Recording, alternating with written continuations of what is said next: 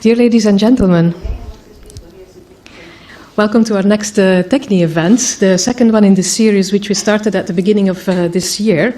And this is a setup by the Netherlands Institute in Athens in collaboration with the National Archaeological Museum in Athens, the Royal Museum for Art and History in Brussels, the University of Cyprus, the École Française en Athènes, and the College Roosevelt in Middelburg in the Netherlands. So we have a really nice group of people that we're very happy to work together with. And as you know, our events are organized by starting with a presentation which is not very long, so we're looking at about 30 minutes, although today may be a bit longer according to what Dyfri was saying. And then we have some time for discussion, and that usually takes at least another 30 minutes or a bit longer on specific aspects of the content of the talk. For this, each event has therefore a speaker and a discussant, and our talk today will be held by Dr. Dyfri Williams. I think everybody knows that. And our discussant is Professor Judy Barringer, and everybody has seen and met her as well. And we call them very welcome today amongst us here. As TEXNH is such a large and varied concept for our lectures and discussion series, we decided as a collaborative team to introduce different sub-themes every year. And our theme for this year is cross-craft interaction. And we will hear a lot about several aspects of that concept in today's talk. But let me first introduce our two main actors of today. Dr. Dyfri Williams obtained his PhD in 1979 at the Oxford University and started the same year as research assistant at the British Museum until 1983. That year he became assistant keeper, and 10 years later he became keeper until 2007. From 2007 till 2012, when he took retirement, he was research keeper at the British Museum. During this period of more than 3 decades, he has built up an immense expertise in many forms of Greek material culture, amongst which pottery, jewellery, several forms of metalwork, and sculpture, based on his intimate familiarity with the immense collection at the British Museum and well beyond. Between 2012 and 2014, he held the Gerda Henkel Marie Curie Senior Fellowship in the Royal Museums of Art and History in Brussels. And he has held several other visiting fellowships in Paris, Brussels, Copenhagen, Malibu, and Grahamstown. He excavated together with Mervyn Popham in Knossos at the unexplored mansion, and with Dieter Ochli, I hope I pronounced that correctly, and Ludwig Schwandner at the Sanctuary of Faya in Egina. He published numerous papers and contributions on Greek pottery, on both potters but also pot painters, on a wide range of aspects of iconography, on Greek and Roman jewellery, Roman silver vessels, including the Warren Cup, on Greek sculpture, such as his 2013 book, The East Pediment of the Parthenon from Pericles to Nero, and on the activities of Lord Elgin and their impact. And a brief introduction on Judy Barringer. She's Professor of Greek Art and Archaeology at the University of Edinburgh, which she joined in 2005. Prior to that, she obtained her PhD at Yale University and taught several universities in the US. She has received numerous awards and fellowships, amongst which British Academy Large Grant Senior Marie Curie Fellowship from the Gerda Henkel Foundation, and a Prose Award for her 2014 textbook, The Art and Archaeology of Ancient Greece.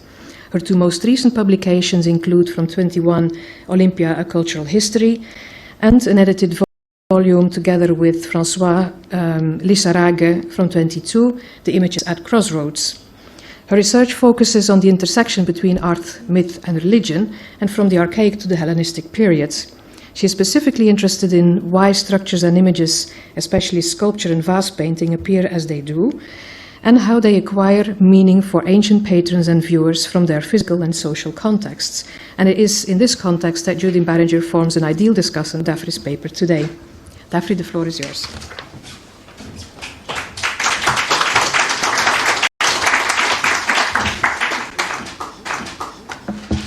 Thank you very much indeed, Anne. Very kind of you, and I should really like to thank you for inviting me here to Athens. I've had a great time, thanks to a number of old friends, especially my colleagues in the National Museum in Athens, who've been really spectacularly kind. I'd also like to thank the staff here in the Institute, Emmy, and all of the Yannis that exist. Are all based here. So thank you, all of you. Now I've got to do something to get rid of me and have...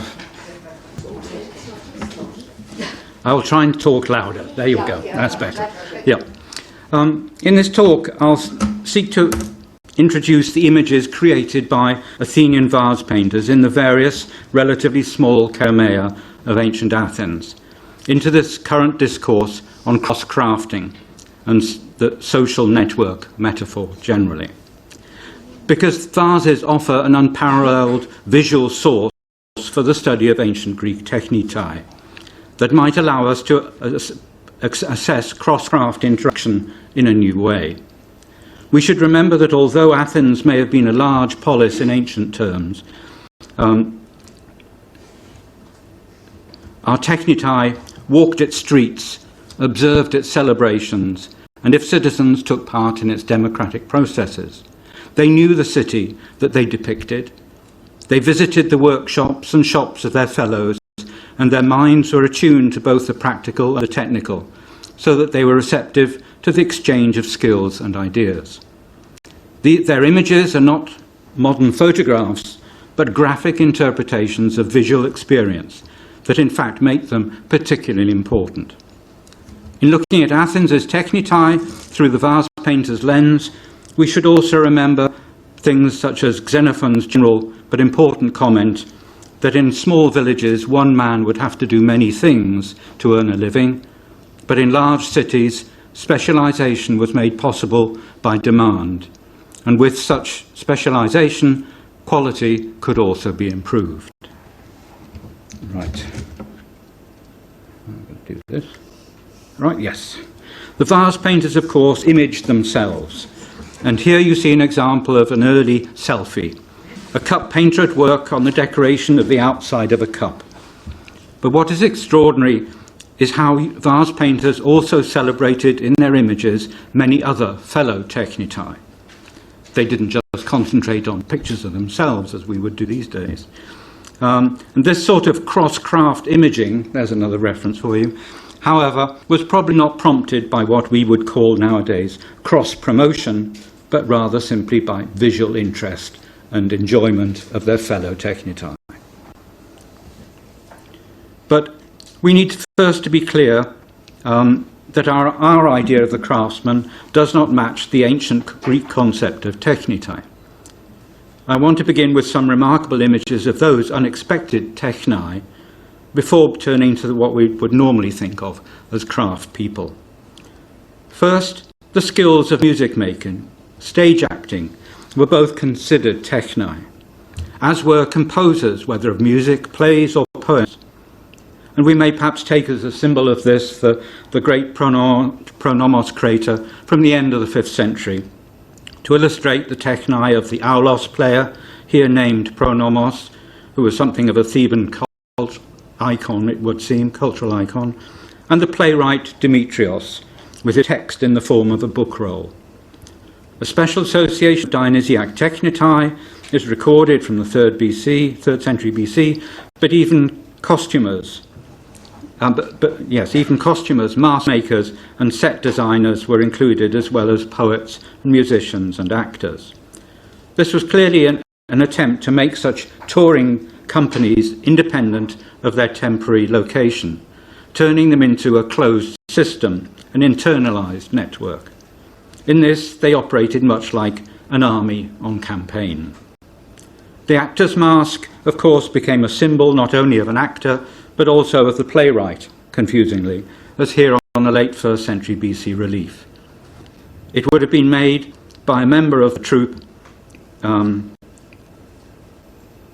Something's gone wrong. The actor's mask would have been made by a member of the troupe. Will still have relied at times on local sources for things like wood and leather and other necessary materials for producing the masks and the like. Doctors had to learn techne too, and we should celebrate them. They practiced it in the city in peacetime or beyond it in war. This well-known Erybolos depicts a group of Athenians formed around a youthful doctor.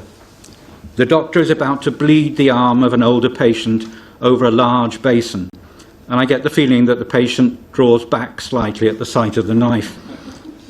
Above is a special cupping vessel used by doctors over many centuries, and sometimes actually placed over the cut to increase the speed of blood flow. Behind the man sits another, his arm bandaged, a nice clean white bandage, I'm glad to see, and he's resting after his draining experience, rather like sitting down for a while after our COVID injections. The cupping vessel, clearly shown above, became an emblem of the doctor. It would, of course, have been made by a bronzesmith, who would have made the doctor's knives and other implements. And for his profession, the doctor had to rely on a network of several other techni, including the pharmakopoios and the collector of bulbs and roots. All of this goes behind the work of the doctor and his techne, let alone the makers of the containers and the makers of the bandages, which were so necessary.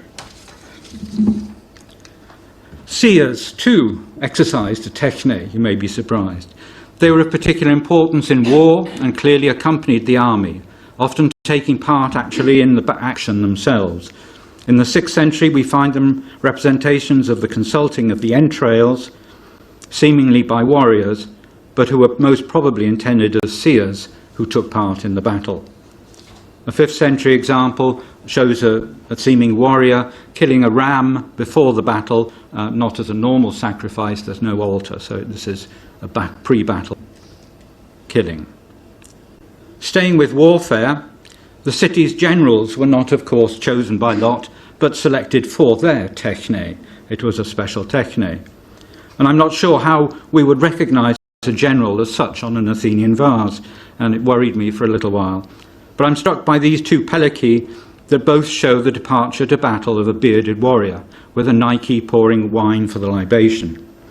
Such scenes in the classical period almost invariably show an unbearded warriors, and the presence of Nike is also significant. In addition, these two senior warriors have been given unusual names. Lykaon means wolf, and Skeparnos is an adze, a tool. Did the Athenians give animalistic and weaponized nicknames to their fiercest generals? As a British, I remember Edward I of England, whose popular name was the Hammer of the Scots. I'm Welsh, so I can say it. Skeparnos as a name is, of course, an unexpected example of what we might call cross-craft naming.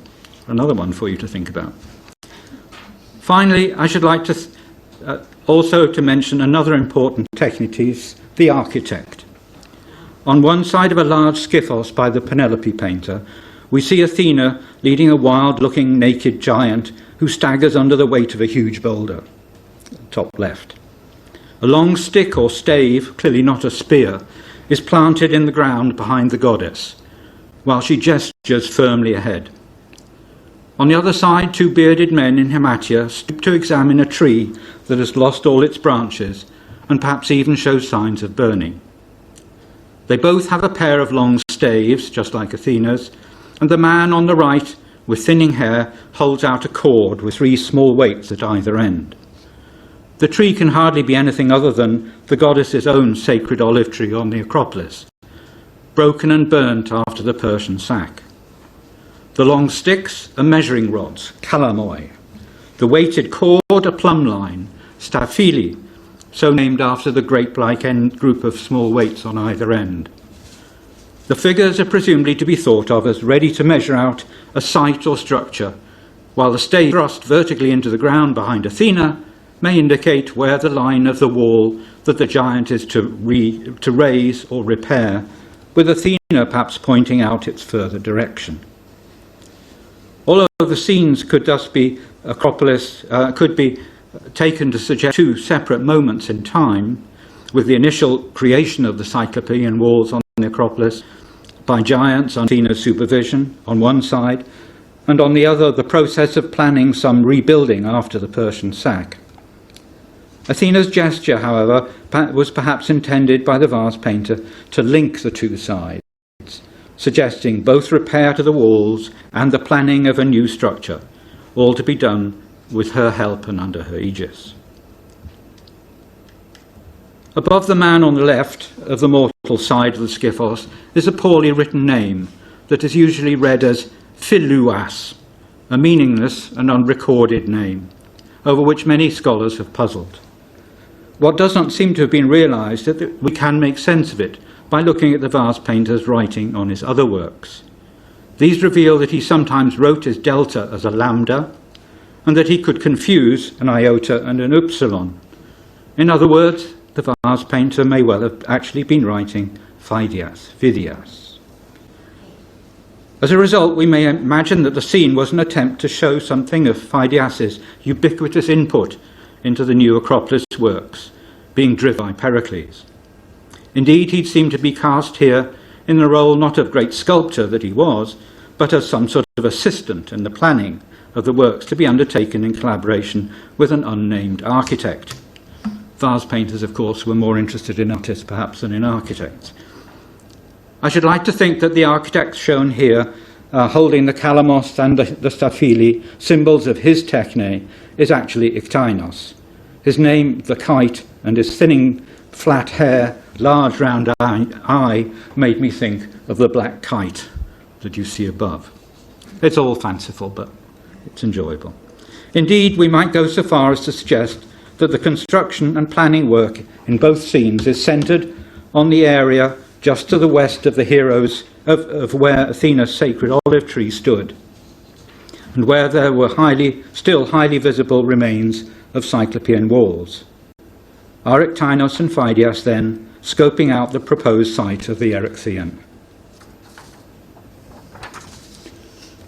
What then are the techni that we nowadays think of as crafts? There are two major elements to keep in mind, perhaps, as we look at the images of such technitai at work: the material worked and the purpose to which it was put. There is also the matter of what we would now call talent, the ability to take a skill to a new level, adding imagination, that frontier for us moderns between what we call craft and art. I begin with wood and the xylurgos. So the xylurgos. On the left you see a cup fragment, a naked youth sitting astride a wooden trunk or beam as he drives down with a large wooden hammer or mallet on a large wooden-headed chisel. He seems to be splitting off a section from the side nearest the viewer. On a cup on the right, in London, a carpenter is at work on a solid squared beam that has a square attachment underneath, already to cut to hold another element. He is using a long-handled, small-headed axe with two blades, already cut to hold, set at right angles to each other, a combination of equal-sized axe and adze blades. Such a tool will have been used both to cut wood into the shape of a beam and finish surfaces. The beam that he works on incorporates a twin mortise and tenon joint. The hold square has been let into the beam by means of a tenon, and a second beam is to be jointed with the aid of the square jointing block at right angles and at a lower level than the first. We may imagine him as beginning work on a piece of furniture, such as a kline or a table, but neither of these items would really seem to necessitate such a solid beam or such a solid joint, and we may perhaps look for a more sizable wooden construction. One of these could be the construction of the wooden stands that were put up along the Panathenaic Way and were also used for the theatre of Dionysus until it got stone seating. These ikria, as they were called, clearly required a particular understanding of how to achieve stability and safety. As a result, perhaps their makers, or at least the boss of the team, was accorded a particular name, Ikria Poios.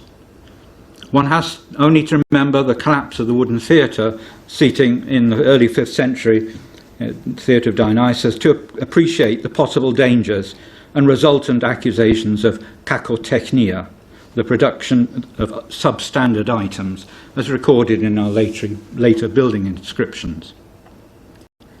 An alternative is that the xylurgos could have been working on a ship and belonged to a team working for a senior technites, the naupegos, in charge of building ships. Shipbuilding was, of course, an important techne in Athens, especially in the 5th century.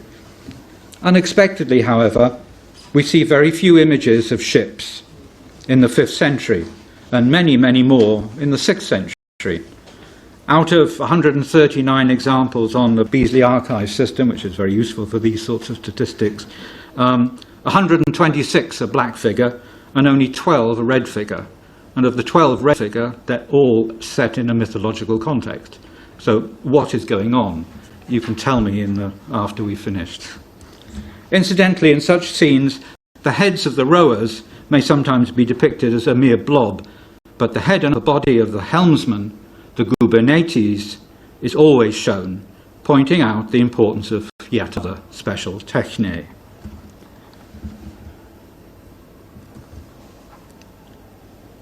Xylurgoi are vital members of the city, providing not only furniture, house doors and roof beams, but also taking their part in mankind's final, inevitable ceremony. Here you see the deceased being carefully placed in a wooden coffin by lamplight, his shield hung above him, his family gathered all around in mourning. Beyond the family group, a woman stoops over a wooden box containing lekithoi of perfumed oil for the burial ceremony, and a standing man holds a special double-bladed tool, an axe or adze, which had perhaps become the Xylurgos' symbol, as he bids farewell with the ritual gesture. We also find several scenes of the mythologization of the carpenter, of course, shown completing the magical chest to carry Danae and the infant Perseus over the sea. Here you see the carpenter using a running drill, presumably to make air holes in the lid, rather like mice in a box. In the case of elaborate and expensive pieces of furniture, however, such as symposium clinae, other materials will have been required for decoration: paint, gold leaf, ivory, coloured glass. The Xylurgos will have learned the simple skills of painting, I suspect, and gluing such decoration in place. But the ivory and glass elements might have been bought in as finished elements or for final working. In an upmarket workshop, there may have been even specialised workmen for such tasks. In a large polis like Athens, though, the chain opératoire will have very rarely been continuous throughout all the stages, from raw material to final product. Things will have been passed on to other crafts. We'll come back to some of this. We also see craftsmen at work on or having just finished carved images. They were agalmatopoioi. On a cup in Copenhagen, a youth is finishing a herm. He holds it with one hand behind its back, while its base rests on the top of his stool. So it's clearly of wood and not stone, much as one might imagine it's a stone herm. He is using a simple finishing tool and is probably to be thought of as adding small details, perhaps even the pubic hair. On the right side of the scene is a long-handled, small-bladed adze tool of the same type that we saw on the London Cup earlier. Is this a Xylurgos who is also an agalmatopoios? We tend to think of a furniture maker as less of an artist than a carver of sculpture. But in the 5th century Athens, did a craftsman begin by learning about a material, in this case wood, and then go on, if he had the inclination and the talent, to actually carve forms in it, moving perhaps even to a different workshop and thus mixing with others with similar talents? We don't know. On a cup in Munich, another agalmatopoios stands, tools in hand, beside his creation, a horse. Both his tools, a wooden mallet with laminated wooden head and a chisel also with an added wooden head, were used for woodworking, as with the youth splitting the beam. So his horse is made of wood and not of stone, again, as is often claimed. The craftsman is presenting his work to a bearded citizen seated on the right. This man has his mouth open and is gesturing with one hand. At the far left of the scene, another bearded citizen. His mouth is open too, and he also gestures with his hand. There is clearly some sort of exchange between these two men and the craftsman. Behind the technities, however, is Athena, the patron goddess of craftsmen, Athena Ergane.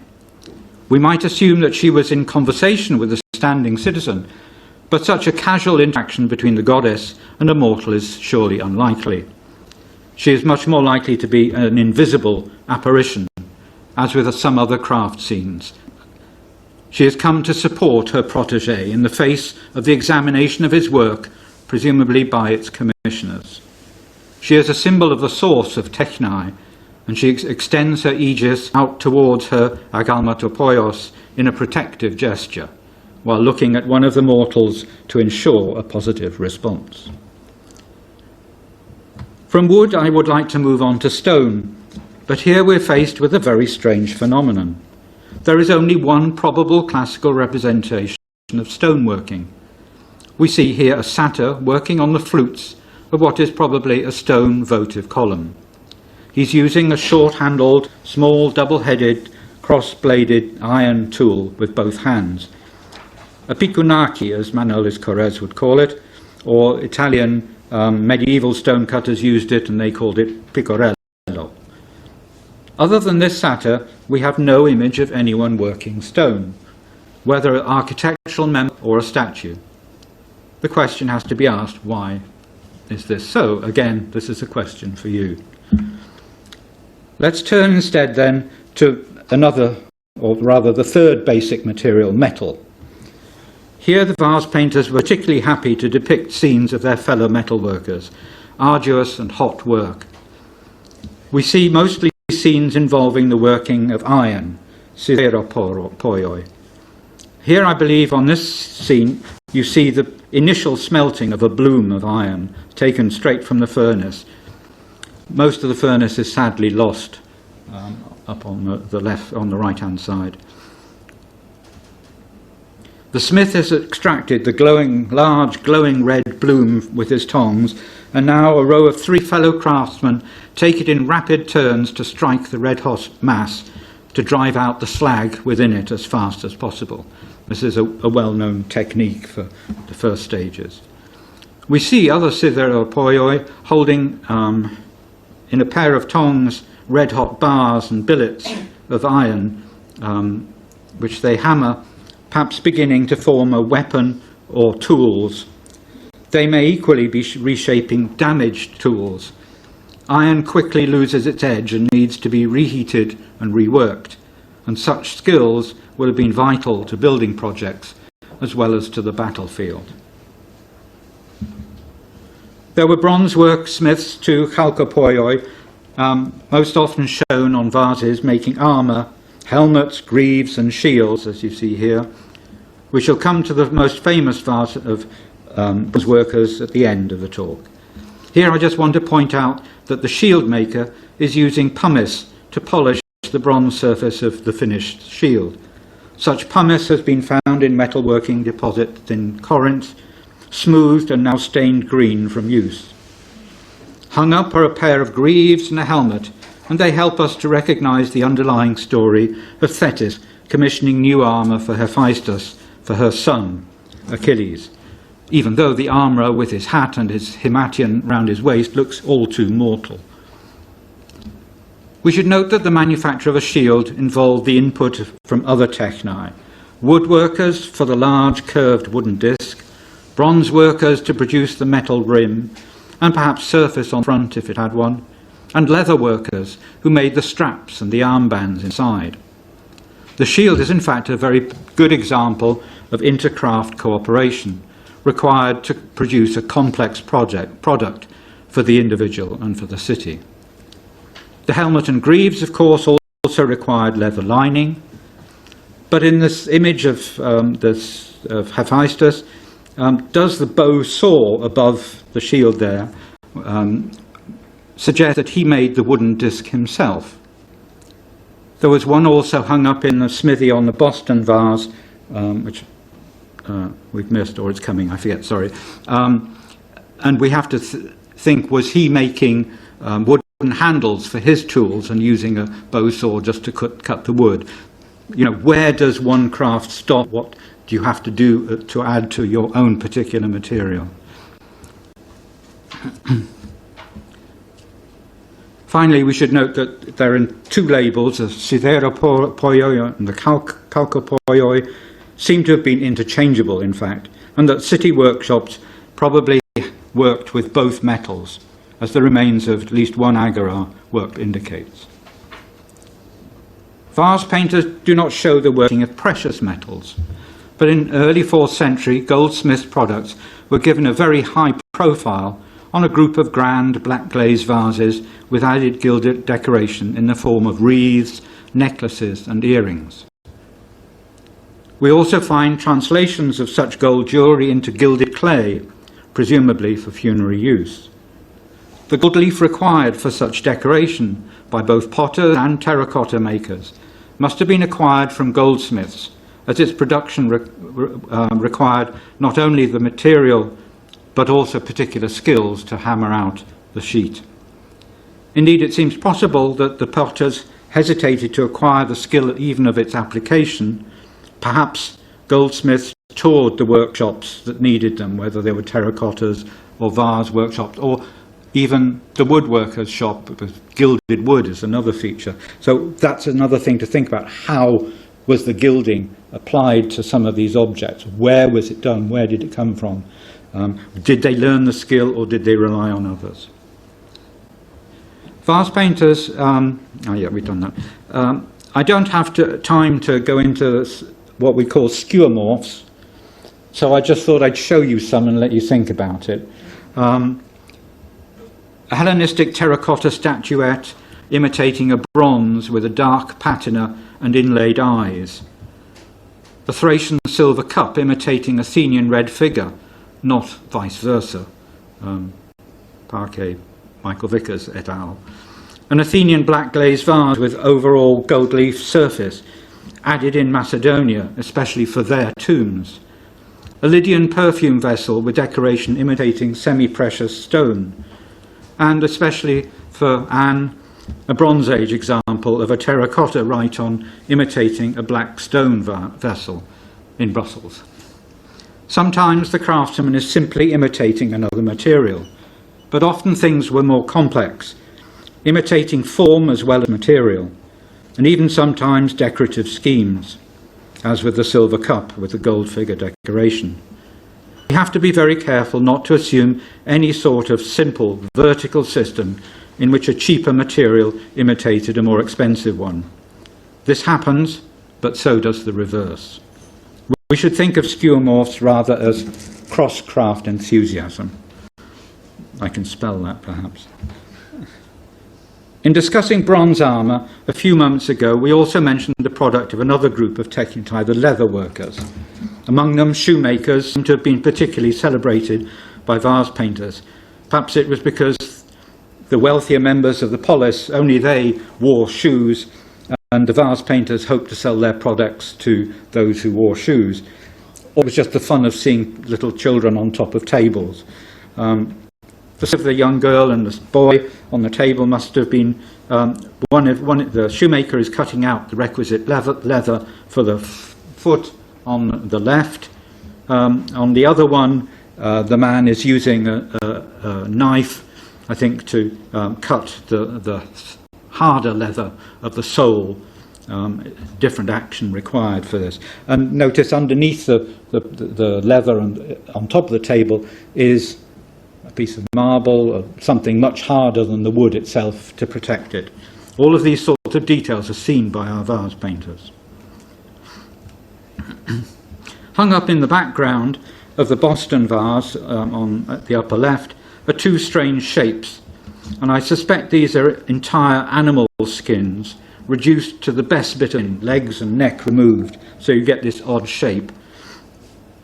Leather would have been the basis for many items, including straps for sandals, belts for shields and scabbards, and reins for horses, but also metalworkers' skin protective caps and money pouches. On a cup in the British Museum, the craftsman on the lower left is making a leather strap, presumably for sandals, given the other things hung up in the background. But it's interesting to see a strap actually being made. The products of leather workers fed into many other aspects of life, but we do not see the representations of the tanning of the skin, probably because it was carried out in the country because of the smells. The making of fabrics is rather more problematic. Spinning and weaving were considered techni that the well-educated woman should have mastered within the oikos. But how was the making of larger textiles managed, including the making of sails for Athens' huge fleet? The Amasis painter's lekythos, shown above, was probably a special marriage gift, since the seated figure in the centre of the marriage dance on the shoulder is repeated as a figure in the lower scene spinning yarn.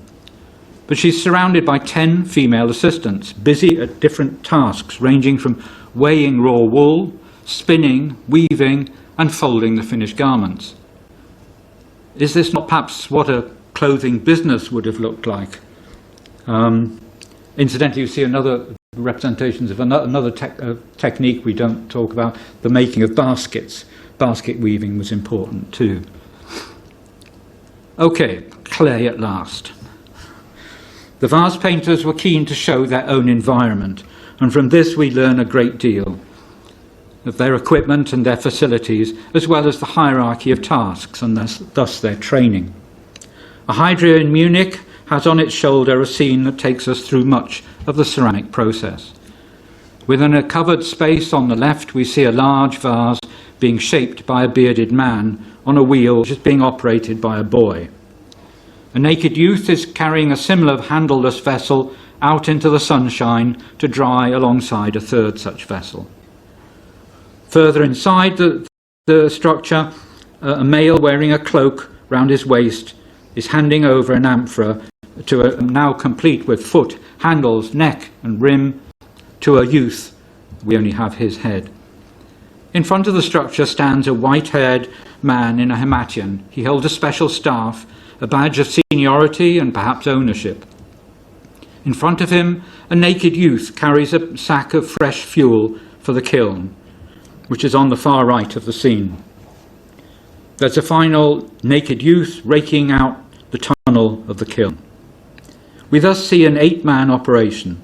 The head of the workshop, no doubt once a master potter, and clearly the kiln master, 2 potters, one bearded, the other not, and 4 youths doing the heavy work, and a boy turning the wheel, who might be an apprentice potter. We do not, however, see any vases being painted, but on a later vase below we see part of this missing phase. A youth in short chiton with one shoulder bare carefully decorates a finished bell crater. Another selfie, it's on a bell crater. He has a pot of slip next to him, no table, and to the right are 2 assistants who wear cloaks pinned at their neck. Age, dress and tasks differentiate the craftsman, providing us with an idea of the hierarchy and suggesting perhaps the experiential training that is underway and is implicit in those ages and tasks. A further vase takes us to a different level. Here the workshop has been spruced up for a visit from Athena and a pair of Nike who've come to crown its painters, or at least its males. The leading youth in the centre is at work beginning the pattern work on the large cantharos. His pot of slip on the table beside him, its lid off and carefully balanced next to it. He's proudly seated on a klismos, a posh chair, his himation round his waist. On either side is a more junior decorator, filling in the background around his intricate patterns, already painted by him. Nikai are about to place wreaths on their heads too. The naked youth on the left sits on a slightly higher stool, a block for his pot of paint. The other has a smaller stool, and his pot rests on the ground. You see the very clear differentiation of these, the hierarchy. In the far right of the scene, a young woman paints in the black area between the handle flanges of the grand crater set before her. She sits on a covered stool. on a low dais, her gender perhaps setting her apart, but out of respect. A member of the family, one presumes. And from this vase, then, we see how even the painting was divided up by skill and training, painting the florals, filling in the background, and filling in all black areas, all neatly divided out. Taken together, these vases then reveal something of the size and the complexity of the workshop, with senior figure or owner, experienced and junior potters, foremost painter, notably young in comparison with the potters, and assistants, along with support workers, who may also have been trainees. Apart from such images, the signatures of the vases, of the vase painters and potters, are particularly important for us to try to understand their craft and their interconnections and interactions. Here we go. From the second quarter of the 6th century, we find signatures that enable us to chart a family workshop over several generations. Thus we find the potter Ergotimos and his son Eukairos signing. And to this family succession might well have been added the vase, the red figure vase, later an alabastron, which names a Eukairos. Whether as potter or not, we're not sure, but it would fit into this sort of sequence possibly. And it would suggest the possibility of a family tradition over as much as 100 years, which is quite substantial.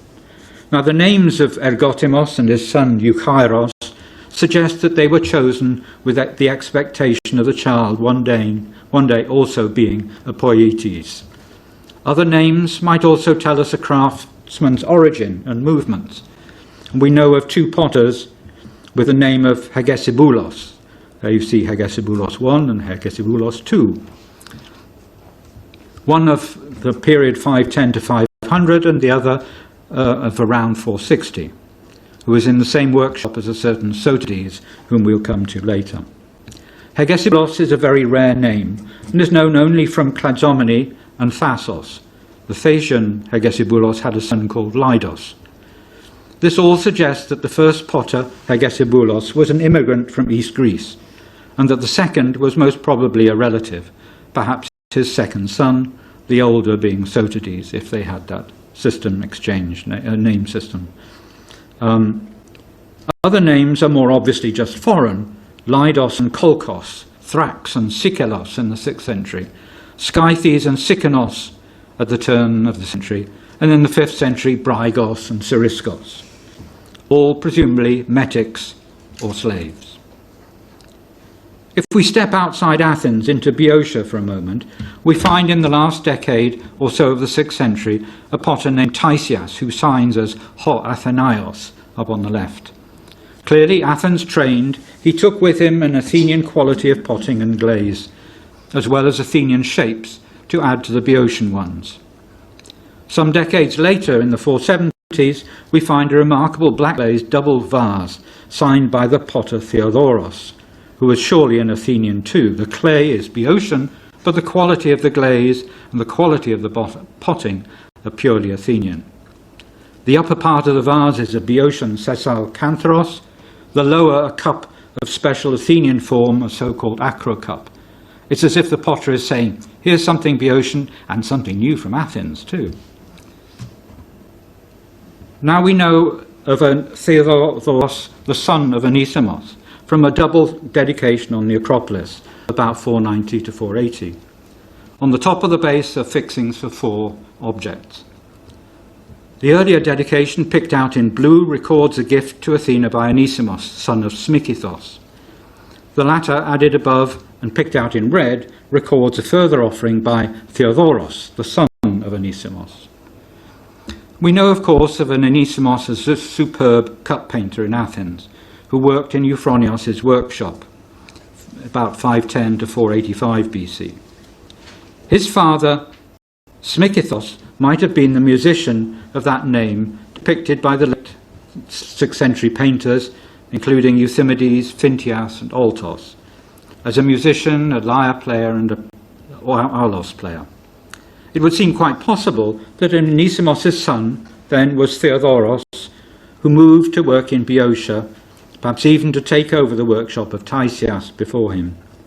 And we may then imagine Anisimos setting up his dedication late in his career, and his son Theodoros adding to it after perhaps his father's death, when he returned from Boeotia to secure his inheritance. Such movements of potters and painters helped spread ideas of style and motifs, shapes and techniques. The ultimate examples of such movements of people and ideas in the 5th century were the spread of the red figure technique to both Boeotia and southern Italy, where the sudden use of the relief line distinguishes the presence of migrants from any mere imitations. The movement of painters within Athens can also be detected. These were probably craftsmen who didn't belong to the family structure, which was the backbone of these workshops, clearly, and were thus freer to move elsewhere if they wished. An interesting example was the Triptolemus painter. You see one of his works below on the right, who seems to have begun work in a minor workshop producing mostly black glazed cups, but moved on to work in the workshops of two potters, Python and Brygos, where he also worked with Kerameia, as we shall see later, before moving to a pot workshop and then eventually moving back to a cup workshop. He was a restless individual, clearly, but he was very interesting as a character. The movement of young potters is harder to track. But, for example, it seems that Brygos, the potter, began working in the workshop of Euphronios before branching out on his own. So a metic comes in, gains the experience and status, and can move out. Such movements of both painters and potters will have helped both spur and spread many modifications in the complex technology of Athenian ceramics, such as the use of special slips, like white ground and coral red, but also it will have helped unify ideas of style and iconography. There seems to be no craft secrecy, no non-disclosure agreements. Ancient Athens was a small, tightly interconnected community. We might also hope to see an example of a technites moving from one craft tradition to another. I noted the possibility that the father of the cup painter Anisimos might have been a musician. We can't prove it, just a thought. It has often been claimed, however, that the vase painter Euthymides was the son of the sculptor Polias, as he often signs Euthymides ho Polio. It's notable, however, that on late work, like the once grand coral red cup, you just see a few fragments on the bottom of the slide, is signed not with his father's name, as indeed also is the case with the one vase he signs as a potter late on. He seems to have moved from painting to potting. It suggests a new status, independent from his father, Polias or Polios, we don't know, whose name, however, was always spelt with only one L. Sadly, this might mean that the father was not Polias the sculptor, who was always spelt with two L's. From the 6th century, the potter's workshop provided opportunities for the two great human representational talents, shaping and drawing. The opportunity for drawing was obvious in the tradition of figured vases, and it seems likely that there were crossover connections between vase painters and free painters, exchanging ideas such as foreshortening and shading. We even find a vase painter given the name of Polygnotus, the famous wall painter. The chance for shaping was rarer, but the development towards the end of the 5th century of special vessels that took the form of partially or completely humans and animals clearly allowed for this new skill, or developed skill rather. We think of the remarkable series by the potter Kainos, who you see here, in the early decades of the 5th century, and you notice that the vase on the top left was painted by the Triptolemus painter. He made it into Kerameia workshop too. Kerameia doesn't seem to have been a potter of normal vessels, only such head vases, and we must presume that he was in fact their modeller, producing the prototypes and perhaps the moulds for casting from them. It seems very likely that he also made prototypes for Euphronios' workshop and for Brygos's, where the Triptolemus painter was stationed for a while. He would seem to have developed his own workshop, but it lacked good painters, and he never signed them. A small terracotta prototype of a female head may be compared with the range of female heads that were produced by Karainos's workshop tradition over several decades. It had been given a white slip and would seem to have been turned into a painted object for sale rather than just for workshop use. An interesting scene on a cup in Boston shows the decoration of just such a model head. It seems as if they were passed to workshops and used, but could also be painted and sold off. It's an interesting connection we have to think about. In the second quarter of the 5th century, the potter Sotades, who I mentioned before, took such head vases to a new level with these complex figured vases. Here are 3 exotic examples. The Amazon horseback was a special export to Meroe in the Sudan. Work of the quality of Karainos's head vases and Sotades' later compositions is rarely found among small mould-made terracotta figurines. There's a huge gap, one feels, when one looks at it. But it can, of course, be found and surpassed in the works in clay made by creators of terracotta figures for architectural contexts or for freestanding terracotta works that begin especially in the late 6th century and on into the early 5th century and beyond. Here there would seem to be a very likely area for the crossover of craftsmen from the ceramic world into the world of sculpture. If you could model clay, you could move into this area. The talent for modelling the human form in clay was also, of course, a prerequisite for bronze casting. Clay models may also have been used in the workshops of sculptors in stone as they planned their more complex works, especially pedimental groups, and even perhaps it was used for wooden sculptures like the horse that we saw. Clay was plentiful, cheap and easy to use, and may well have been used in the training of sculptors, whether in wood or stone or whatever. It's of particular importance then to notice this piece in Berlin, where the only representation of the goddess Athena at work as a technites herself has her modelling a horse out of clay. She's even wrapped her hermatian round her waist like a workman, especially like Phaistos we saw finishing the shield. This is cross-dressing, or is it cross-craft role-playing? I'm getting lost. The painter has used added thick, wet clay to achieve a very plastic effect for the horse. The back leg is missing to suggest that it's not finished yet, though not perhaps the way one would have gone about making it.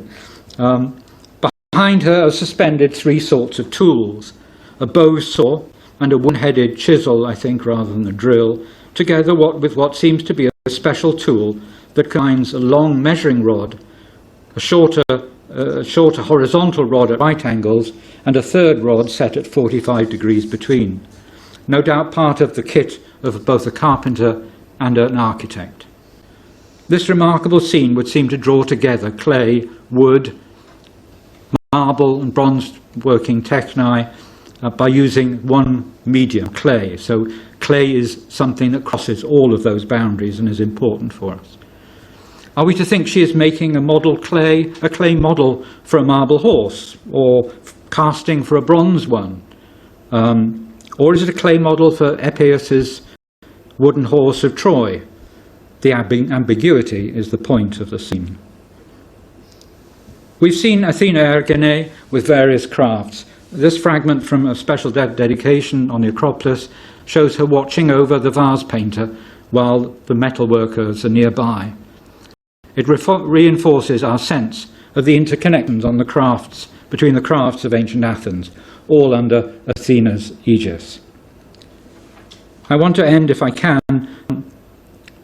not with trying to draw any conclusions, because I can't, but to show you an important and remarkable representation of metal workers, the so-called foundry painter cup. This has long been the touchstone for the creation of hollow cast bronze statuettes. On one side, 2 bronze workers are shown using rasps to remove the so-called fire skin, as it's called, of bronze statue of a striding warrior, set in a wooden support frame. They're flanked by citizens and observers, perhaps representatives of the commissioning body. The scene clearly testifies to the vase painter's interest in and knowledge of the techniques employed by technities working in a totally different medium and in their products. It's a clear crossed-craft observation. I could go on, obviously. On the left of the other side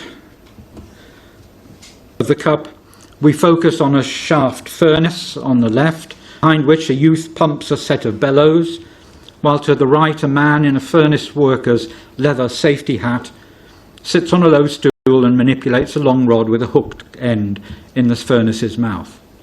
To the right of the furnace, above, are a group of votives, and around the man a frame of tools, hammers and a long two-man saw. In the centre of this side of the cup, facing the furnace, a youth leans on his long-handled hammer, his left hand casually resting on his hip. He's a fine study of a powerful physique at graceful ease, and this is echoed by an inscription which runs above him, Diogenes Kalos Nechi. To the right, beyond the two suspended feet and a hammer, a bearded workman raises a long-handled hammer to what can only be a hollow cast bronze statue, its head lying on the ground between his feet. The bronze figure rests on a solid feature with large curved protrusions shaped by both relief lines and dilute glazed lines. At the statue's right wrist there's a line with traces of two additional short strokes at right angles. The statue, with its outstretched arms, spread fingers and feet not flat on the ground, is now generally recognised as being for an athlete, a runner at the starting line, or perhaps rather a wrestler or pancratiast poised for combat or to make a feint. This smaller scene is normally interpreted as a woman finishing the process of attaching the right hand and wrist to the statue. The use of the long-handled double-headed hammer, however, seems out of place in an assembly of separately cast parts using welded joints. Such joints, known from the rearched bronzes and the Delphic charioteer for only two examples, only required smoothing afterwards, and this would have been done with rasp and then pumice, not with a hammer, which of this sort of size would have certainly posed a substantial risk to the bronze. As for the feature on which the statue rests, it's often referred to as a heap of sand mixed with clay, what people call a founder's sand that you set your anvil in too. It has, however, very much more the form of a rock with its bumps and projections, and can hardly represent a man-made feature. We might compare it with the Naxian island rock on which Ariadne sleeps on a cup by the same painter, the foundry painter, seen below. The hardness of a natural boulder of some sort would be a most unsuitable support during the delicate the operations involved in the sculpture's construction, but it would be a real aid in the process of breaking up a statue. Furthermore, one might add that to leave just the just finished head with all its delicate details lying around on the ground between the workman's feet, unprotected, and not on a bench or something, also seems a little improbable. We should perhaps therefore put aside our long-held interpretation, prompted by an understandable wish to see the attachment of the separate cast parts of a large bronze statue. Instead, we need to consider that the man might have been about to strike the wrist of the statue with his hammer, seeking to open up what is in fact intended for a crack rather than a joint line, although there would have been a joint in just this position. In other words, he's breaking up the statue. The heavy hammers with their long handles and double heads, as can be seen from the other vases, are typical of ironsmithing work and heavy metalworking. As for the heavy-duty two-man saw that you see hung up, it's puzzled a number of commentators. And Lionel Casson made comment which said something in the nature of actual amputation of a bronze limb seems indicated, though nobody has taken that any further. If it's right to see the sculpture as being in the process of being dismembered, then the head was the first part to be removed by the workman, rather than the last to be added. And this was probably done not with hammer blows, given its undamaged state, but with the saw, worked presumably by the seated man together with the standing youth, whose mind is now elsewhere. We might be seeing a bronze sculpture why might we be seeing a bronze sculpture being broken up? Serious accidental damage, perhaps caused during sanctuary improvements, could have resulted in a decision to melt down the statue. A radically different and clearly punitive approach, however, was that taken to a bronze dedication by Hipparchus, son-in-law of the tyrant Hippias, whose bronze statue, probably of athletic type, was melted down after his ostracism in 4876 and turned into a bronze stele, on which were recorded a list of sinners and traitors. In 1983, Caroline Hauser first noted that torso-less heads comprise more than a quarter of all extant Greek bronzes in large scale. Such heads have been found on the Acropolis, at Olympia, on Delos, Cyrene, in sanctuaries and public areas. Hauser offered no reason for this, but we may presume perhaps that the reason was connected with the wish to preserve the heads as being divine property and as some record of the original dedication. Indeed, in the 330s BC, when a catharesis was carried out on the Acropolis, there was careful procedure that involved not only a specially appointed commission, in the Athenian fashion, to record the deity's property and preserve the memory of the dedicators, but there was even a special sacrifice to placate the deity, an aristerion. What might then have been the foundry painter's in his mind when he painted such a scene of dismemberment? Was his conception particular, generalized, or just purely imaginary? Although it's possible that he had in mind a specific occasion, even perhaps the vengeful melting down of Hipparchus' statue, there is no clue to support such a fantasy. He could instead have been reflecting damage occasioned by building works, such as for the predecessor of the Parthenon. But there is another similarly contemporary context for such treatment of bronze statues, that is critical military need. Perhaps the breaking up and melting down of the bronze statue on the Foundry Painter's Cup was intended to memorialize the city's actions when faced with the existential Persian threat and the urgent need for bronze to supply the war effort, whether it was for the making of helmets, shields and cuirasses for the city's hoplites, or in the great bronze rams for the fast-growing Themistoclean navy. During both phases of the Persian Wars, the city must have become something rather like a polemou ergasterion, a workshop of war, as to use Xenophon's description of Ephesus in 395 BC. We might also note Diodorus' mention of Themistocles persuading the boule to remit the taxes on metics and slaves of slaves, in order to encourage an immediate influx of craftsmen, another cause behind crafts movements. In such circumstances, the melting down of statues would seem quite possible, although we have no direct literary evidence to support it in the 5th century, only later. Archaeological support, however, is provided by later physical evidence from a couple of early Roman foundry sites. The most impressive of these was the central terrace at ancient Varni, clearly one very rich in bronze sculptures, for they contain fragments from a wide range of bronze sculptures that were, as Karol Matouche noted, evidently broken up in the 80s BC, remelted for weapons. The extreme need for bronze to produce armour in time of war may indeed explain the bronze heads found on the Acropolis, noted earlier. As part of a polis decision, the bronze sculptures gave up their lives for the safety of the city, whether in defence against the 2 Persian invasions or to supply the subsequent follow-up campaign by Cimon.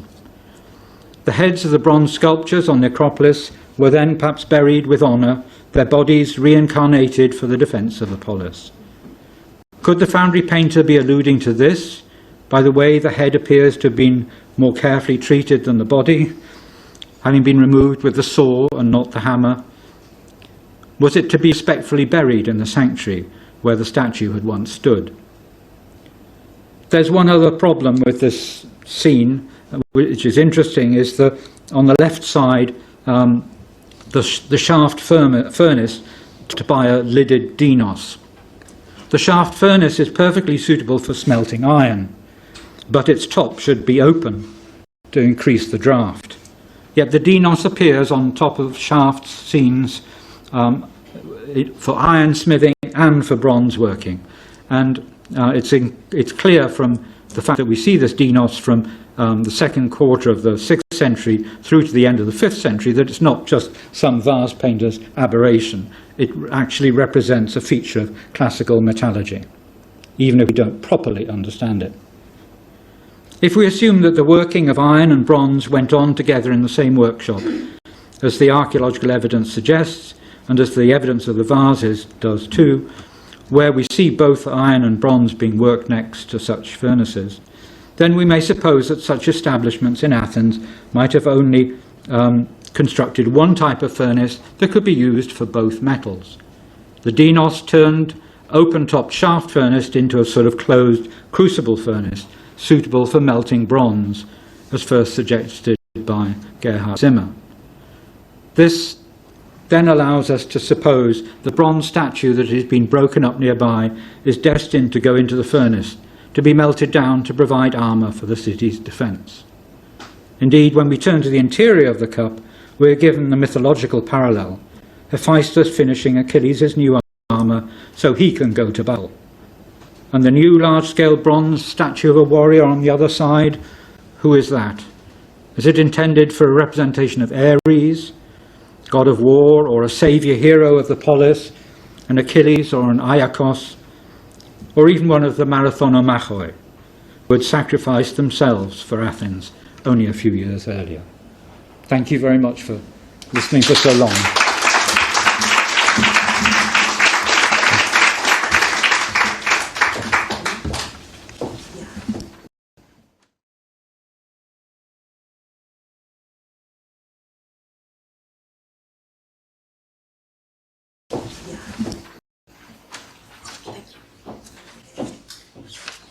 Thank you, Dyfri, for that.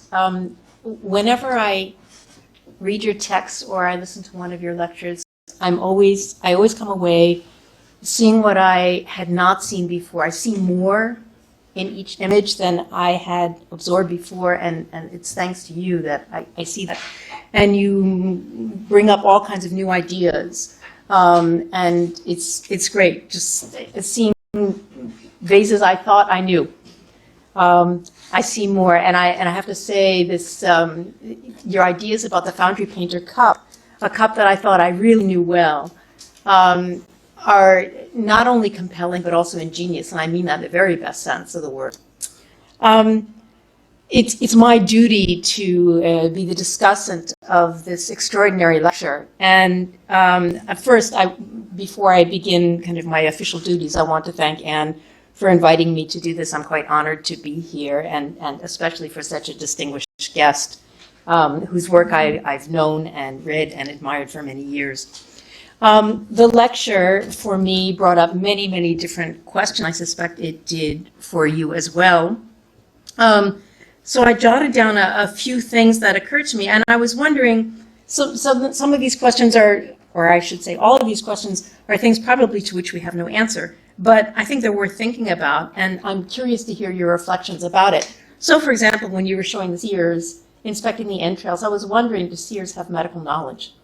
And perhaps we know something from text. Do you know? I don't know. I don't know. I mean, a seer wasn't a doctor. It was just a matter of interpreting the God's will through the the entrails or whatever. But it was clearly a techne. It was felt to be important in Athens. It was part of the city's life as well, but it was particularly important in battle. Of course, yeah. And one of the other things that came to mind, and you pointed this out, the lack of images of people working in architecture is really striking when we think about the literary tradition, which seems to place such a premium on architecture. No mentions of vase painting anywhere in any ancient writers. We hear about sculptors occasionally, but it's mostly architecture seems to be at the peak of the pyramid of these three crafts, particularly when we read philosophy. But what merits observation? What merits going on to various vases? So what merits depiction? And to somebody like the quarryman, who clearly has techne, yeah, in order to select various blocks in the quarry, why is that not shown in a guy working with an adze and making a wooden herm? Why does that matter? And I'm wondering if you think that this kind of prioritizing of crafts goes across various media, that it's not something restricted to vase painting, but that just if you have reflections about how this might be also the case in, or not, in sculpture. I think of the potter's relief, for example, from the Acropolis.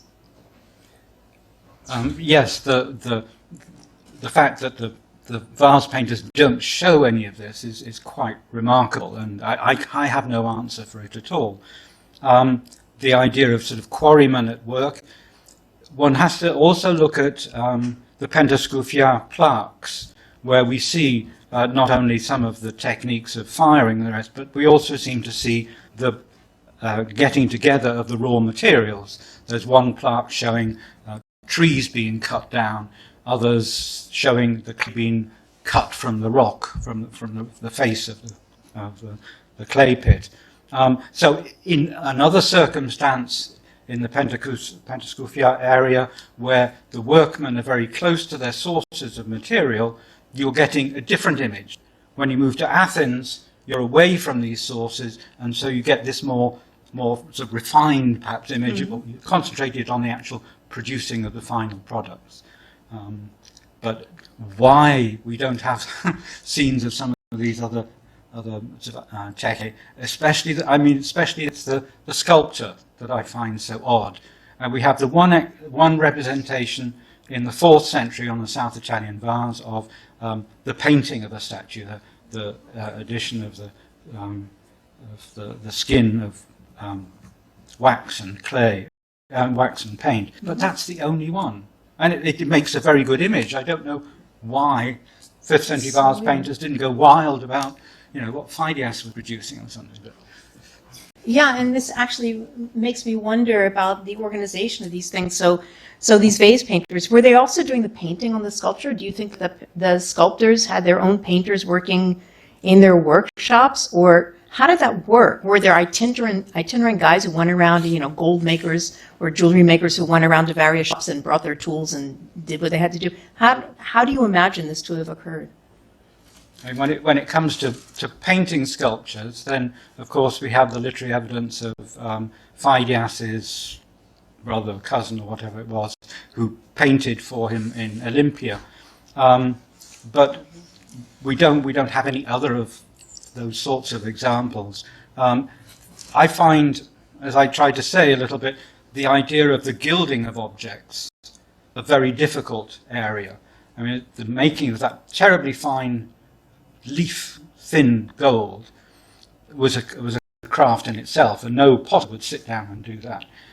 But also the application had to be done very carefully, otherwise you waste a lot of it. I mean, it could be melted down and reused, but and was that learned by these potters who were producing wonderful gilded decoration?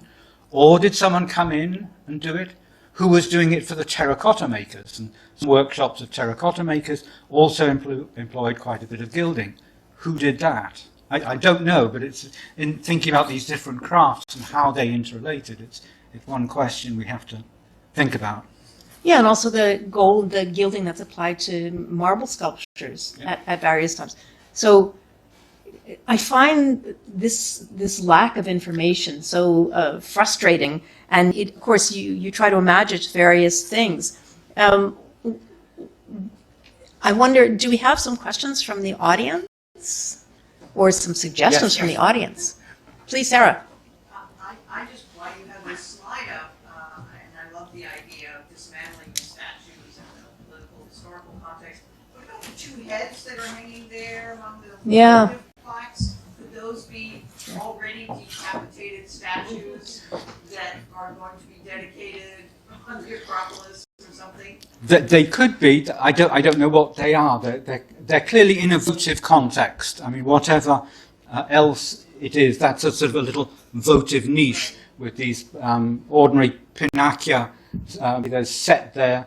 And they also, if you look at them very carefully, tell a story. One of them shows a seated Athena. You can see the long crest of her helmet as she sits there. Another one on the top right is one of the workmen running forward with a hammer. And on the left, the top left, there's a lady holding, I think it's a torch. And this must be something to do with the lighting of the furnace and the possible destructive forces of some of these features. And there's a ram, isn't there? And one thinks, is that an aggressive thing? But then you look at what the votives are hanging from. These are ram's horns, so it couldn't be a thank you again for all of those rams who gave up their lives for bellows. But yes, what are the heads? They puzzle people, and I'm not sure. I think of them as votive, but quite what and where? I always have two, but now you've changed our minds with the dismantling rather than assembling. Yeah. I think that the other thing that's nice is the 2 feet. What are they from? And you look at them very carefully, and people say, oh, it's a pair of feet. They're models. They've been come off from another statue, whatever. But they're actually 2 right feet, if you look at them very carefully. One of them you're seeing from underneath, and the other one from the side view. And so they're both right. So, what does that mean? Was one of the workmen keeping a few feet to himself for later sale or something? And do you think the added, where these aren't fillets, but these things hanging down, do you think this is part of this like shrine kind of environment? Yes, they're the normal sort of vegetation that gets associated with ritual processions and events, hanging from them as well, yeah. Other question, John? Yeah, thank you, for a great lecture. A really useful confirmation about the breaking up of the statue is that what analysis has been done on archaic and early classical bronzes is really so wacky, the results, that they're actually, the vast majority of them are actually show signatures of earlier bronze being melted down. Yeah. And what's really interesting is that a good 10% tin bronze in the late archaic and early classical period is almost non-existent. And where we find it is for really special objects, musical instruments, and about nothing else. And so it's a really useful thing to think with, because particularly in places like the colonies of southern Italy, where tin is actually harder to come across. Yes. They're actually, the earlier bronzes are actually composed of copper and antimony, or copper and arsenic, which is really interesting. And a really minor point about the blue seals painters, central bars. Yes, I don't think that's a marble plaque that he's cutting it. That dull is his knife, absolutely. Yeah, and what I think it is, and we've had that whalebone in the Agora that I published, it's probably a bone. Yes. And this whalebone had been made into a tripod and used as a cutting surface. Because whether you cut the leather with a stone blade or with a metal blade, a soft bone like a whalebone doesn't damage your blade. And that's what I think it's showing. Yes, that's a very good idea. I mean, as I was talking, I just threw out the marble base because I was looking at it and seeing the white thing.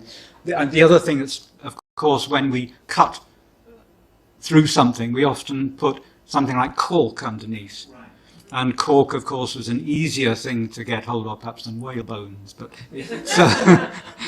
I'd be surprised. I'm always constantly surprised. But yes, that's a very good point. Marble is not a good idea. Thank you very much. This is fantastic. So many details to dwell on.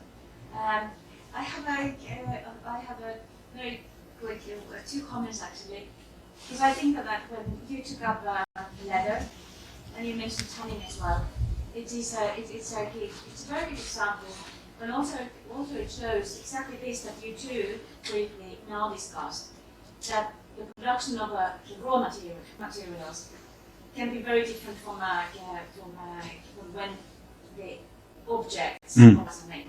Yes. Tanning is a very good example. So making leather as such was also socially and culturally something that was regarded lower.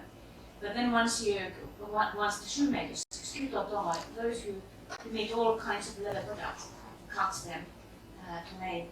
So Plato loved them. I mean, it was a philosophical, philosophical dialogue kind of the basics. The top was almost. There was a wonderful craftsman, or the idealized craftsman was making the best shoes. So it was particularly cobbler who became their example. But then I don't think actually, because the leather making, tanning, was so vital. I mean, it was so vital in not only the straps and in the agriculture and warfare, but the liquids. How to do porting liquids, you had to have the leather vessels. It was like a plastic in antiquity, and leather was needed almost everywhere. And it actually comes across in our sources all over, in texts and in visual. If we start looking at that kind of eyes Yes. no visual depictions for tanners, Yes. whereas those vases, those really well-known are for people. But then again, what this actually means for cross-craft in a craft sense is that the tanning is there, and I don't think it was only countryside. From Athens, we have a so-called tanner decree, which is an inscription. It was found on close to the Lysikrata's monument, but it was originally placed on the both sides of River Ilissus, and it forbids use of website tanners to step on their on the skins by the River Ilissus upstream. So of course it means, and then it also mentions the city of Heracles, where apparently the skins came from to the tanning operations. So we also have this connection with the sanctuaries there, who are actually producing in the sacrificial ritual. They are producing skins. So now it was actually surprisingly urban. Not only in Athens, but we do find it start looking for tanning even in the smell is something. Other things to talk about, very complex issue there. It is not the only kind of body. But the truth is that it was socially lower than making the other objects. Yes.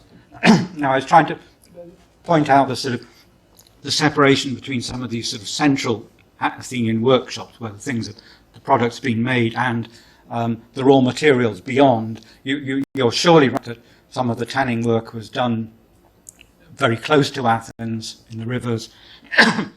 The animals and their killing may have been done in the country. We leave something out in the country if we want. We can't imagine too many animals in the middle of Athens being slaughtered other than for sacrificial reasons. So that's another context and a thought to follow up on. So it's, and your comment about dealing with the hide, there's one very odd cup I've seen in Munich.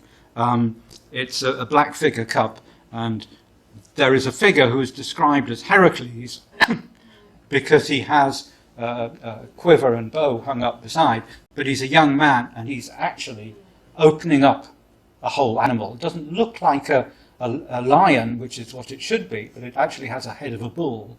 Yes, And- that's right. And is that's part of that sort of scene that we don't otherwise see anything of, I suppose, or the impact of it. Yeah, we do have a famous vase, the Fuji kerameia, where there is those two animals. Another one seems to be kind of a ram. Another one is a pig animal. It is they're both open, and this is also it is not a chronological description of the sacrifice No.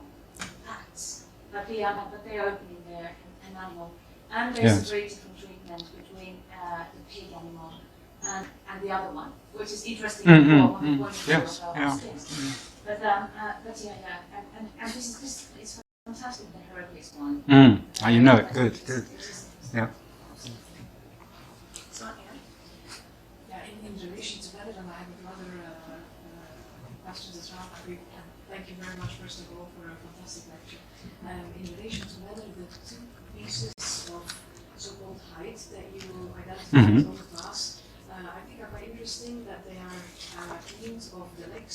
Yes. If I remember correctly. That's what I thought. I mean, It's I'm open to your ideas about what they are. It's perfectly possible, but I find it in a way also odd, because if you want to make straps, whether they are reins or for sandals, and you need quite a lot if you make for sandals, you actually want to have the part of the leather where the tensile strength is the strongest, and that will sit at the legs. Yeah. Because if you look at the height and you divide that in different parts and how the fibers and the direction of the cells and so on go, then that sits in the legs. Just the thought basically on that. What I'd been thinking of seeing them was they were actually young animals, small and young, and that the skin was being used for the soft leather for the ladies' shoes, rather than these other things. But I don't know.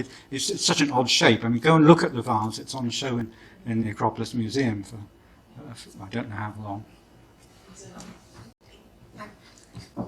I'm sorry, I was instructed by Anne that I was supposed to repeat the questions asked by the audience so that the online listeners could hear them. So now I have to shove you in the corner here. So Marian.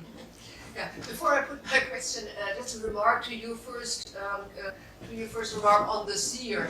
I just wanted to throw in that there was this statue group on the Acropolis. Oh, yes. Leonidas, Yes. also fell in 447, Yeah. accompanied by his seer. Yeah, exactly. I mean, so this really It's is. right there. Yes. And then, of course, two mythical figures. No, the question is, how many of these vases do you think were donations by the craftsmen? And the reason I ask is on the Eucharides, I think it was a Pelige, with the shoemaker. The shoemaker was wearing a wreath. So this is something that points, I would think, beyond the actual execution of the craft, and might be, a sign that he's putting his work, into another context. But just generally, of course we don't know, but I was not paying too much attention to the shapes. So would there be a high percentage of donations of craftsmen or colleagues of craftsmen? And so I'm going to repeat the question, which was concerning some ideas, some guesstimation about how many of these vessels that show craftsmen were dedications from craftsmen. That's a really nice question, and how we judge it is very difficult. I suspect that the Aribolos showing the Doctor was a special gift. There's a wonderful another Aribolos by Duris, which actually has the name of the person it's being given to on it, so demonstrating that link. And the Aribolos is such a special little shape, and one can imagine that being given to somebody, whether it's to a doctor or not, one doesn't know. Some of the other shapes, yes, we just don't know. I mean, we'd love to know. So many of them end up in Etruria, and we have no idea, what the original idea was. I always think of the vase painters sitting in their studios, their workshops, producing things that they like to produce and that they hope that they will sell in Athens because they're relevant in Athens to the Athenians. And along comes some rich shipper and buys up the lot, and off it goes to to Dyfri to be lost for centuries. So I don't know. It's always a lovely thought, you know. Why is this vase being made? Please. Thank you, Dyfri. Thank you very much. Picking up on architecture, which is kind of missing. Do you think there might have been a kind of a book like Vitruvius's architectural book, and specifically looking at mosaic making? You have depictions of mosaic makers on mosaics. So could there have been a classical Greek book like the Roman Vitruvius book? Okay, so the question concerns whether there was some kind of Vitruvius of the Greeks, some kind of handbook of architecture. Well, I'm not an architect specialist. But sort of observing how the architects were developing and the sort of ideas they were having and the precision that they were achieving in the 5th century, from the beginning of the 5th century, one suspects that they would write things down, and one also thinks, well, how was a particular architect chosen by a city for a particular job? When, you know, his last work may have been Miletus, and he's bidding for a project in Athens. What does he have to show? What's the testament to his experience? And that might be a book, drawings of a previous work. We don't know. And sadly, vase painters never made books that we know of. Yes. Thank you very much for this excellent presentation. We know from the Byzantine period that there were used books called Amphibola, in which the painters used to travel with, and thought they must be having the same thing also in classical antiquity. Yes. You want to repeat the question? Well, the comment was, it wasn't really a question, the comment was that in the Byzantine period there were painters, do I have it right, who were traveling around and making drawings and supposedly taking notes, I would guess, on what they're seeing. So why wouldn't that necessarily be the same in antiquity? Why wouldn't it?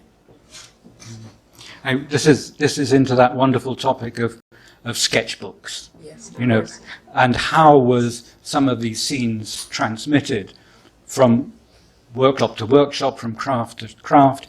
And in the Greek world, sadly, we don't see it much, I think, as in the Roman world, where we see the representation passing from a silver cup to a sarcophagus relief. And this must have been transferred most probably through some sort of drawings done by the artist, taken away and sold on. In the classical world, I'm sure it was done as well. Their ability to draw must have been enormous.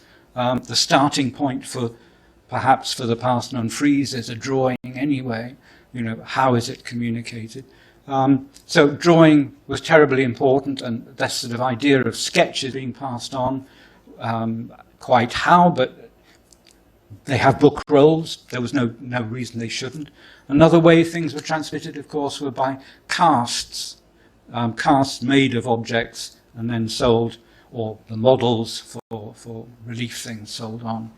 Yeah, just to add to that point, I sometimes wondered whether the means of transmission of these images was not on something organic like bark or it's something with wax or something like this, because one would think there must have been something, so why don't we have any of it? Nothing. Anne? Yeah, in relation to that comment, there have been studies carried out for Bronze Age icons, whereby specific decorative elements seem to appear on pottery, on metal, but also on painted textiles. And the idea was by one specific PhD that the transmission may have been done on sketchbooks, or that the textiles were actually the sketchbooks, because you can easily transport textiles with imagery all over the ancient world, and then imitate that on various, or use them as transmission in different directions. Okay, that's really brilliant. So for our online listeners, Anne was saying in the Bronze Age, there's some evidence for painted textiles as being the means of transmissions of drawings and materials, which sounds wonderful. It's a hypothesis. A hypothesis. We don't have the text. Okay, But, okay. there are the paintings of the textiles with the Right. decoration, and the same decoration appears in pottery as well. Of course. Oh, yes, because it appears on various media. Yeah, so this is a hypothesis, but it appears on various media, the same decoration again and again. Other questions? Anne, again. Dyfri, I was interested and intrigued by the discussion you had on the Xerolos and the whether they could be one and the same person. And I was reading recently a section again of Peter Acton's book on pieces, whereby he was referring to the different types of workshops, small-scale household workshops, but also larger factory-like workshops, and he defines the factory workshop of minimum 10 people, let's say.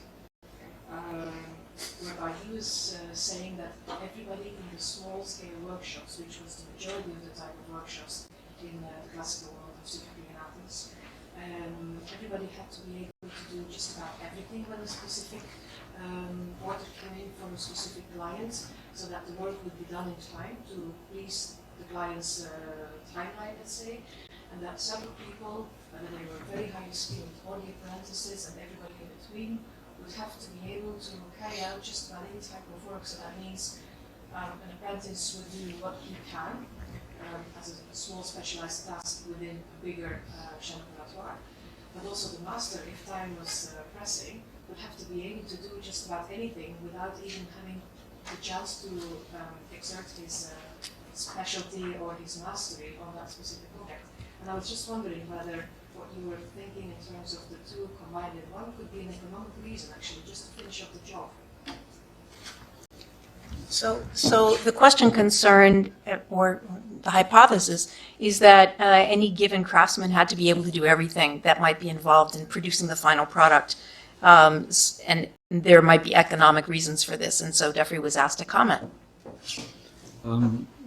I would just say Xenophon, again, this idea that he sets up that in the country, everybody, craftsmen had to do everything, but in a city it was possible for these specializations to take hold and be worthwhile in financial terms. I mean, I think that potters and painters could do many, many things and extraordinarily skilled. I just wonder about gilding, and I would like someone who knows about gilding and how it's done to explain if it could be passed on easily. And yeah, you do. Please, yes, I should say it. Sorry? No, it's okay. No, okay.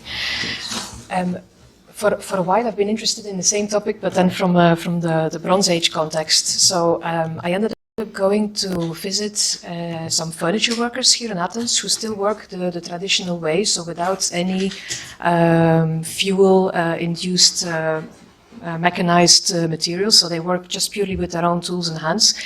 And I talked to the owner of the workshop and his son, who has learned the craft from his father. And they showed me a variety of different objects, including the gilded frames of mirrors. And I asked, how does the gilding work? So they explained me the technique. And for them, the most important part was not just how do you do it, because it seems in a way simple enough. But the most important part was that at the end of, let's say, the training of the son in all the woodworking aspects, only then, when he was proficient enough in all of that, could he learn also to do gilding. Because the father knew the gilding really well. He knew how to deal with the gold leaf. He showed me how thin it was and the different objects and tools he used. And what I found really exciting was that there was one specific tool that they were using to apply the gold leaf onto any folded or curved background in wood with the necessary in-between material for cohesion. And that tool was passed on already from his great-grandfather to his grandfather to his father to the owner of the workshop, And when the son was ready to take over the gilding, he would receive the tool. And it was about 150 years old, the tool in itself. So I thought that was the social aspect of that passing on through the tool and the skills. So it's the, at least in a contemporary context, going back 100, 150 years ago, the gilding is part of the craft of carpenters, furniture makers, and so on.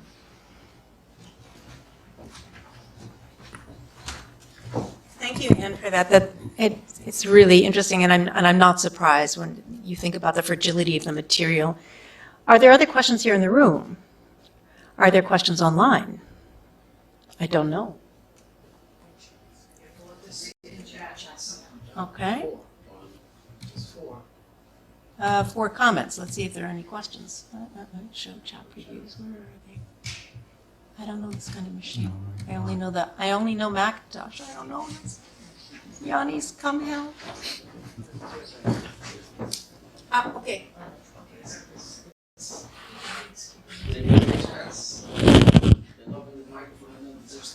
Okay. I don't think we have any further questions. I was just going to comment. Did I miss something? Okay. Good evening, everyone. Thank you for joining. This year's art is called the TEXNH-Lecture Yeah. from Natasha. Telling me off. Yeah, this is, yes, your wife stepping in. I think we should wrap up. And I want to thank everybody for attending this evening. And I think we should thank Dyfri once again for his extraordinary.